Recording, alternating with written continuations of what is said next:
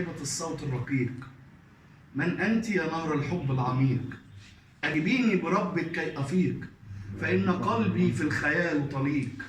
أتدرين كم تخيلتك سمراء، ومرة أخرى شقراء، بعين لون السماء ورمش عيونك سوداء. كم تمنيت رؤيتك لأرى بعيني صورتك التي رسمتها في خيالي. لست نادما عند اللقا في الخيال، بل نادما حين التلقي في المحال. فمن أنت؟ من أنت يا صاحبة الصوت الرقيق؟ الله. القصيدة دي وفاء لزوجة شالتني 40 سنة، استحملت معايا كل حاجة.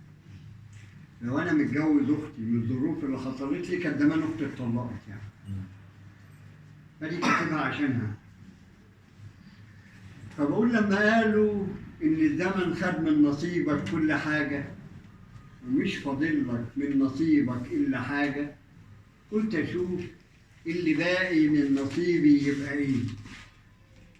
لما لقيت إن اللي باقي قلبك أنت، قلت سامح الزمن واللي خده حلال عني. ما هو ساب لي أهم حاجة وكل حاجة، وغيره مش محتاج لحاجة. لا أنا ماشي بنور عينيه، أنا راضي يكون باقيلي من نصيبي قلبك أنت. ما أنت مش عارف يا أنت قلبك بالنسبة لي إيه. قلبك العمر اللي عشته، وكل ليل عدى وسهرته، والقمر اللي عشقته لما جه يسأل عليه. قلبك نسمة عمر عدى وابتسامة عمر جاي. قلبك القمر اللي هدى مدى كل حياتي ضي.